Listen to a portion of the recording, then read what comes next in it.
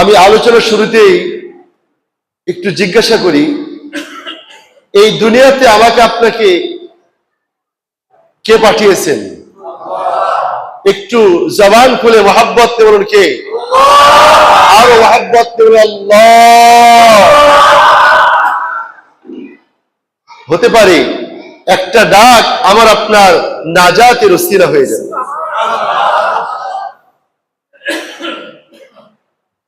ছোট্ট একটা ঘটনা শুনুন। একজন আল্লাহর বান্দা সারা জীবন পাপ কর্ম করেছে, অন্যায় করেছে। তার মৃত্যুর সময়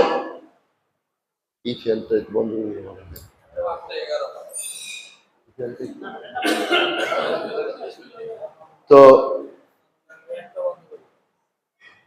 মৃত্যুর সময় তার সন্তানদেরকে বলেছে, বাবা, আমার মৃত্যুর পর আমার লাশটা আগুন দিয়ে পুড়াবে, পুড়িয়ে ছাই বানিয়ে এক অংশ সমুদ্রে ছিটিয়ে দিবে। হাদিস শরীফে রাসূল বলেন, ওই ব্যক্তি বলতেছে আরেক অংশ জমিনে ছিটিয়ে দিবে, বাতাসে, যাতে বাতাসে চলে যায়। সমুদ্রে ছিটিয়ে দিবে, স্রোতে আবার ছাইগুলো ভাসিয়ে নিয়ে চলে যায়। লোকটার ইন্তেকাল হয়ে গেল। তার সন্তানেরা বাবার ওসিয়ত অনুযায়ী তার আব্বার লাশকে আগুন দিয়ে পুরালো। মুসলমান আগুন দিয়ে পুরায়, বিষয়টা কেমন হয়ে যায়? ছাই বাড়িয়ে এক অংশ সমুদ্রে ছিটিয়ে দিল, আরেক অংশ বাতাসে উড়িয়ে দিল।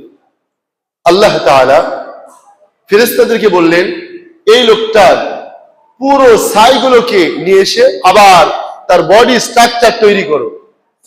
ফেরেশতারা আবার তার বডি স্ট্রাকচার তৈরি করবে। তার ভিতরে রূহ ফুঁকে দেওয়া হলো। জিজ্ঞাসা করতেছেন আল্লাহ, এই বান্দা, তুমি এরকম ওসিয়ত কেন করেছো যে আমার মৃত্যুর পর আমার লাশকে আগুনে পোড়াবে, ছাই বানিয়ে এক অংশ সমুদ্রে এক অংশ বাতাসে উড়িয়ে দিবে? আল্লাহর বান্দা বলতেছে, আল্লাহ, আমি যেই পরিমাণে পাপ কর্ম করেছি আমি তো জানি তুমি আমাকে কঠিন শাস্তি দিবে, আর তোমার শাস্তি অনেক কঠিন, তোমার শাস্তি অনেক ভয়াবহ, অসহনীয়, সহ্য করা যাবে না। আল্লাহ, তোমার হাত থেকে মুক্তি পাওয়ার জন্য আমি এই কাজ করতে বলেছি। আল্লাহ বললেন, আমার ফেরেশতারা, আমার বান্দা অন্তর থেকে কথা বলেছে, আমার বান্দার অন্তরে আমি আল্লাহর ভয় আছে, যা আমি একে মাফ করে দিলাম।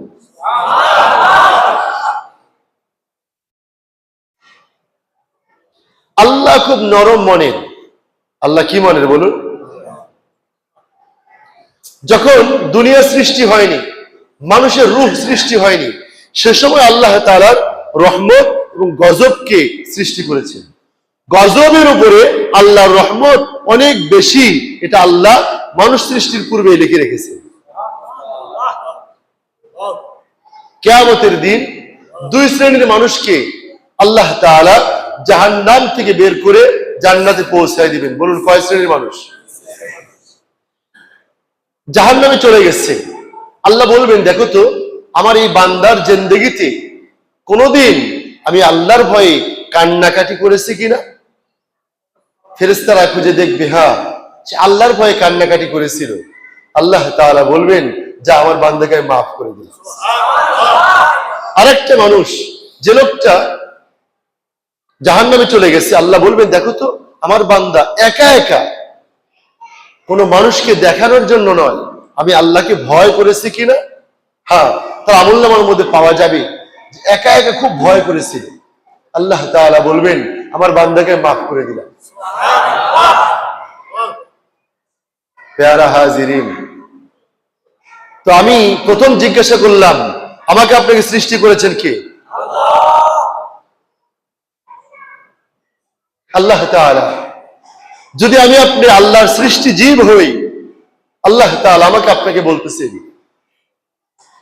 ইয়া আইয়ুহান নাসু উবুদু রাব্বাকুমুল্লাযী খালাকাকুম ওয়াল্লাযীনা মিন ক্বাবলিকুম লাআল্লাকুম তাত্তাকুন।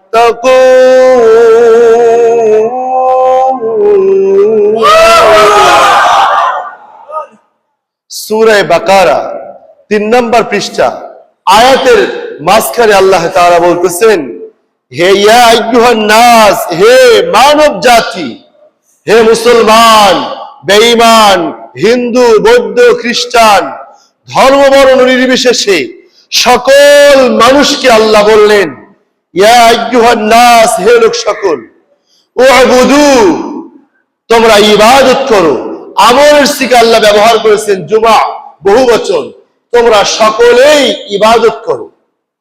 রব্বাকুম, তোমাদের প্রভুকে, তোমাদের রবে, রব্বাকুমুল্লাযী খলাকাকুম, ওই রবের যিনি তোমাদেরকে সৃষ্টি করেছেন। আওয়াজ বাড়িয়ে বলি সুবহানাল্লাহ। আল্লাহ তাআলা মানব জাতিকে লক্ষ্য করে বললেন, তোমরা সকলেই ইবাদত করো কার? এখন হিন্দুরা মূর্তির সামনে পূজা করতেছে, মূর্তিকে উলঙ্গ করে রাখতেছে, উলঙ্গ মূর্তির সামনে গিয়ে তারা মাথাকে নত করতেছে। খ্রিস্টানেরা ঈসা আলাইহিস সালামকে ফাঁসির কাস্টে ঝুলানোর নাম করে একটা ছলচ তৈরি করেছে, আবার তারা তাকেই মানে আল্লাহর সন্তান মানে নাউজুবিল্লাহ বলে। তারা বলে যে আমাদের নবী আল্লাহর পুত্র, তিনি সমস্ত পাপ নিয়ে শুলের কাষ্ঠে চড়ে নিঃশেষ হয়ে গেছে, আমাদের যত পাপ করি কোনো পাপ নাই, নাউজুবিল্লাহ বলে। এটা হলো খ্রিস্টানদের বিশ্বাস। কাদের বিশ্বাস? এখন আসুন, যারা ইহুদি, এরা হলো মুসা আলাইহিস সালামের সম্প্রদায়। এদের বিশ্বাস হলো যে তারা মন মতো, মনে যা চায় তাই করে, তাদের ব্যক্তিক কোনো থিম নেই। খোদাই প্রদত্ত যে জাবুর, তাওরাত কিতাব আল্লাহ তাআলা নাজিল করেছিলেন, সে তাওরাতের অনুসরণ করে না, বরং মৌনবশত যা হয় সেটার অনুসরণ করে। প্যারা হাজিরিন, সূরা আলী ইমরানে আল্লাহ তাআলা বললেন, ইন্নাদ-দীন ইনদাল্লাহিল ইসলাম।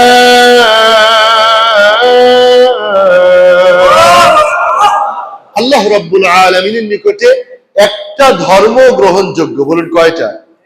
আরো জোরে বলুন কয়টা? সেই ধর্মের নাম হলো ইসলাম। কি নাম বলুন? অনেক কথা আছে বিষয় নিয়ে, ওদিকে যাব না। ইসলাম বাদ দিয়ে অন্য কোন ধর্ম আল্লাহ তাআলার নিকটে গ্রহণযোগ্য নয়।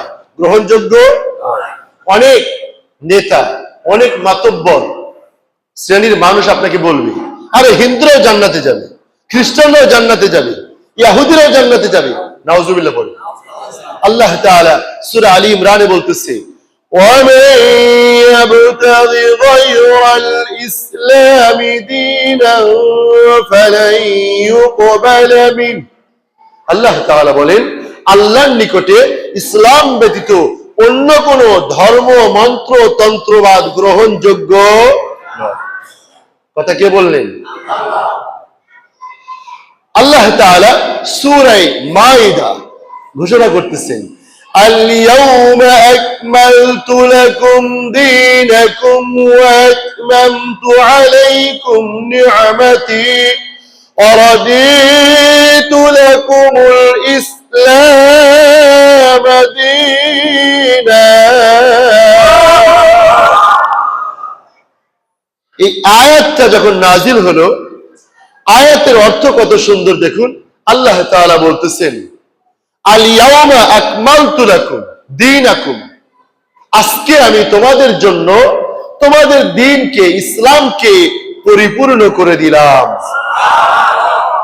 ওয়া আতমামতু আলাইকুম নি'মাতি, আমি আল্লাহর নিয়ামতকে তোমাদের উপর পরিপূর্ণ করে দিলাম। ওয়া রাদিতু লাকুমুল ইসলাম দীনা, আর আমি আল্লাহ দ্বীনে ইসলামের উপর সন্তুষ্ট হয়ে গেলাম, খুশি হয়ে গেলাম, দ্বীনে ইসলামকে মনোনীত করে নিলাম। কথা কে বলতেছেন? আয়াতটা নাজিল হওয়ার পর সমস্ত সাহাবায়ে কেরাম আনন্দিত হলেন, আনন্দে উদ্ভাসিত হয়ে গেলেন। তারা মানে আবেগ আপ্লুত হয়ে গেলেন যে দ্বীনে ইসলামের উপর আল্লাহ সন্তুষ্ট, পরিপূর্ণ করে দিয়েছেন। আবু বকর সিদ্দিক কান্না আরম্ভ করলেন। আবু বকর সিদ্দিক কি করলেন? কেন কান্না আরম্ভ করলেন? এই আয়াতে আল্লাহ রসুলের বিদায়ের ইশারা রয়েছে। কিসের ইশারা? দিন ইসলাম পরিপূর্ণ হয়ে গেছে, আল্লাহ রসুল আর দুনিয়ায় থাকার প্রয়োজন বেশি দিন নাই। আবু বকর কাঁদতে আরম্ভ করেছিল। তাহলে আমরা বুঝতে পারলাম এই আলোচনার দ্বারা আল্লাহর নিকটে কয়টা ধর্ম গ্রহণযোগ্য? যেটা বলুন কয়টা? আপনি বলবেন যে হিন্দুদের মধ্যে, বৌদ্ধদের মধ্যে, খ্রিস্টানদের মধ্যে অনেক জ্ঞানী আছে, অনেক শিক্ষাগত যোগ্যতা আছে, যোগ্যতা সম্পন্ন মানুষ আছে, অনেকে অনেক টাকার মালিক, ইন্ডাস্ট্রিজের মালিক, হ্যাঁ, অনেকেই মিলিয়ন বিলিয়ন ডলার তারা মালিক, অনেক সম্পদের মালিক। মনে রাখবেন সূরা বাকারা আল্লাহ বলে দিয়েছেন যে যারা ইমানদার তাদেরকে আমি দুনিয়াতে কম দিয়েছি, কাফেরদেরকে অনেক বেশি দিয়েছি, কিন্তু কিয়ামতের দিন ইমানদার যারা তারা প্রাধান্য পেয়ে যাবে, বিজয় লাভ করবে। সুবহানাল্লাহ।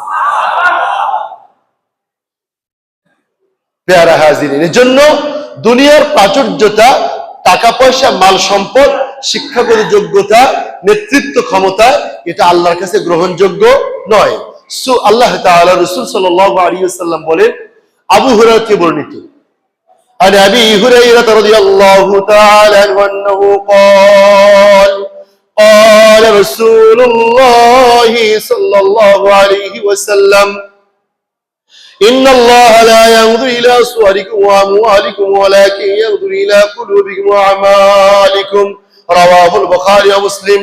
বুখারী মুসলিম হাদিস বর্ণিত।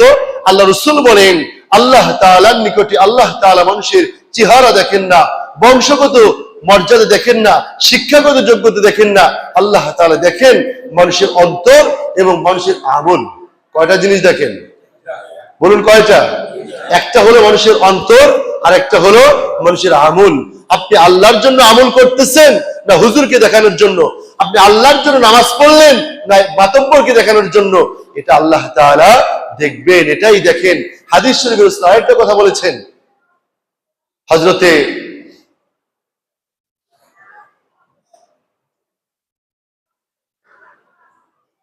আল্লাহ রাসূল সাল্লাল্লাহু আলাইহি ওয়াসাল্লাম বলেন, শাদ্দাদ ইবনে আউস থেকে বর্ণিত। বলুন কোন সাহাবী? শাদ্দাদ ইবনে আউস। আন শাদ্দাদ ইবনে আউস রাদিয়াল্লাহু তাআলা আনহু قال قال رسول الله صلى الله عليه وسلم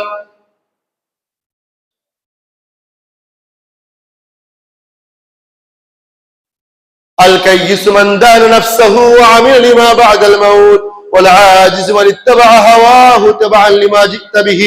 আল্লাহ রাসূল বলেন, প্রকৃত জ্ঞানী ওই ব্যক্তি যে মৃত্যুর পরের জন্য নেক আমল করে, গুনাহ থেকে বিরত থাকে, এই ব্যক্তি জ্ঞানী।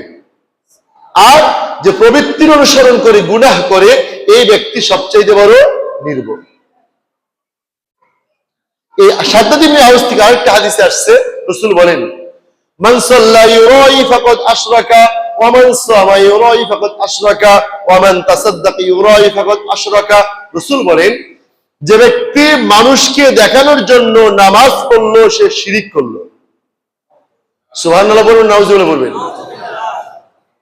যে মানুষকে দেখানোর জন্য রোজা রাখলো সে শিরিক করলো। যে মানুষকে দেখানোর জন্য সদকা করলো, দান করলো, সে শিরিক করলো। নাউজুবিল্লাহ বলেন। তাহলে সমস্ত ইবাদত হবে কার জন্য? আখলিস দীনাকা ইয়াকফিকাল আমালুল কলিল। যদি আমলটা পিওর হয়, দিল থেকে হয়, আল্লাহর জন্য হয়, রেজায়ে মাওলার জন্য হয়, অল্প আমল আমার আপনার নাজাতের ওসিলা হয়ে যাবে। তাহলে আমি যে কথা বলছি, আল্লাহ তাআলা সূরা বাকারায় বললেন, ইয়া আইয়ুহান নাস উ'বুদু রাব্বাকুমুল্লাযী খালাকাকুম ওয়াল্লাযীনা মিন ক্বাবলিকুম লাআল্লাকুম তাত্তাকুন। তোমরা ইবাদত করো ওই সত্তার যিনি তোমাদেরকে সৃষ্টি করেছেন, তোমাদের পূর্ববর্তী মানুষদেরকে সৃষ্টি করেছিলেন, লাআল্লাকুম তাত্তাকুন, যাতে করে তোমরা আল্লাহ ভীরু হতে পারো, আল্লাহর ভয়, আল্লাহর মহব্বত অর্জন করতে পারো, আল্লাহর ভয় নিয়ে কবরে যেতে পারো। সুবহানাল্লাহ। এখন আসুন, আমি আর আপনি যে আল্লাহর ইবাদত করব, আমাকে আপনাকে কে ধোঁকা দেয়, কিভাবে ধোঁকা দেয়?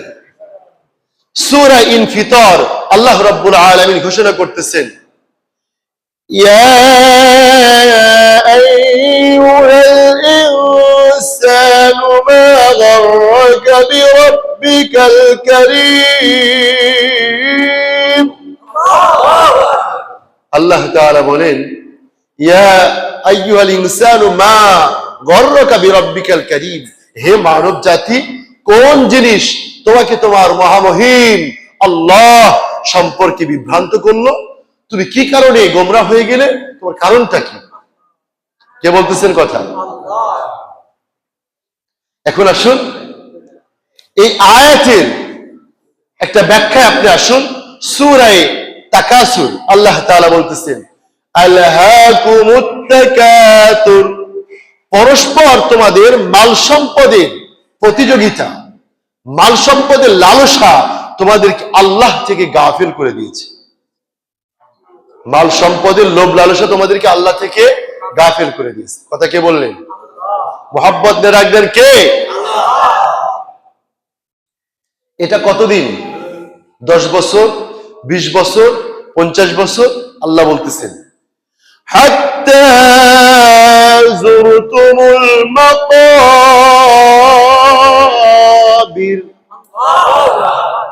তোমরা যেই দিন কবরে যাবে সেই দিন পর্যন্ত মাল সম্পদের লিপ্সা লালসা প্রতিযোগিতা তোমাদেরকে আল্লাহ থেকে গাফিল রাখবে। নাউজুবিল্লাহ। তাহলে মাল সম্পদ বেশি করে কামাই করবেন না পরিমিত? যেটুকু দুনিয়ায় চলার জন্য লাগবে সেটুকু করুন, বেশি করা দরকার। এই আয়াতের শেষ অংশে আল্লাহ তাআলা বলতেছেন, আলোচনাগুলো খেয়াল করে বোঝার চেষ্টা করুন। ثُمَّ لَتُسْأَلُنَّ يَوْمَئِذٍ عَنِ النَّعِيمِ।